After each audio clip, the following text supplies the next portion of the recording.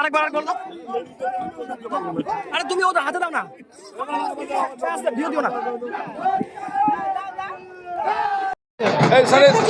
আট রাউন্ড হবে তো, 8 রাউন্ড হবে। গন্ডগোল হচ্ছে, হ্যাঁ সাউন্ডটা গন্ডগোল হচ্ছে, একবার ধরে নাও।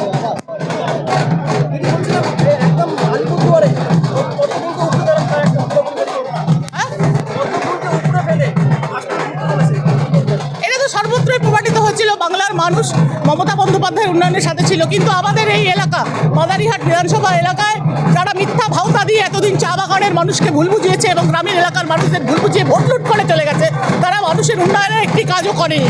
আজকে এই মাদারিহাট উপনির্বাচনে মা মাটি মানুষ, এই এলাকার মা মাটি মানুষ সেটাই আজকে সমর্থন করেছে, বিশ্বাস রেখেছে তৃণমূল কংগ্রেসের উপর। কারণ একমাত্র দল তৃণমূল কংগ্রেস যে কথা দিয়ে কথা রাখতে জানে এবং একমাত্র নেত্রী মমতা বন্দ্যোপাধ্যায় বাংলার মুখ্যমন্ত্রী হিসেবে 11 সাল থেকে যে উন্নয়ন করেছে, যেখান থেকে মাদারিহাট বিধানসভায় সেই উন্নয়নের ছোঁয়া এসে পৌঁছতে পারেনি। কারণ যারা মিথ্যাবাদী, যারা ভাওতা দেয়, তারা এই এলাকায় যে মানুষকে ভুল বুঝিয়ে রেখেছিল, আজকে মানুষ সেটা বুঝতে পেরেছে এবং সর্বত্র তাই উন্নয়নের পক্ষে মানুষ রায় দিয়েছে। মাদারিহাটবাসীকে আমাদের সর্বভারতীয় তৃণমূল কংগ্রেসের পক্ষ থেকে আমরা ধন্যবাদ জানাই, মামাটি মানুষকে ধন্যবাদ জানাই এবং এই জয় আমাদের নেত্রী মমতা বন্দ্যোপাধ্যায়ের জয়, আমাদের মুখ্যমন্ত্রী মমতা বন্দ্যোপাধ্যায়ের উন্নয়নের জয় এবং আমাদের নেতা অভিষেক ব্যানার্জি সংগঠনের যে ঐক্যবদ্ধ হয়ে তৃণমূল কংগ্রেসের কর্মীরা একেবারে বুথ স্তর পর্যন্ত যেইভাবে ঐক্যবদ্ধ হয়ে প্রচারে মানুষের দৌড়ে দৌড়ে যে উন্নয়নের বার্তাকে ছড়িয়ে দিয়েছে, তার জয়।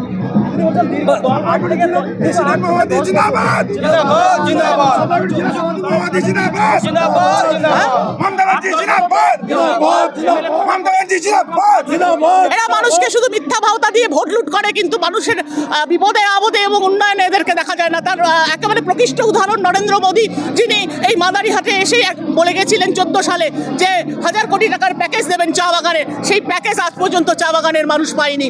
এইভাবে প্রতিবার ভোটের সময় শুধু বিজেপির এই মিথ্যা ভাওতা দেখে দেখে অভ্যস্ত হয়ে আজকে মানুষ সম্পূর্ণ সেটা উপরে ফেলে দিয়ে মমতা বন্দ্যোপাধ্যায়ের পক্ষে রায় দিয়েছে, তৃণমূল কংগ্রেসের উপর আস্থা রেখেছে, এটাই সবচেয়ে বড় কথা।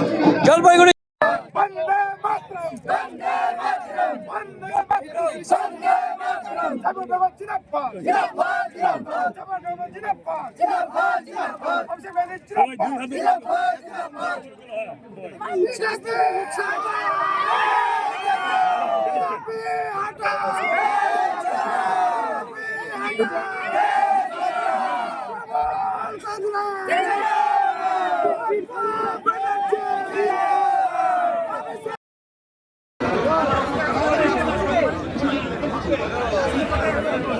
हेलो दादा क्लोजिंग देखिए जान जान क्लोजिंग अच्छा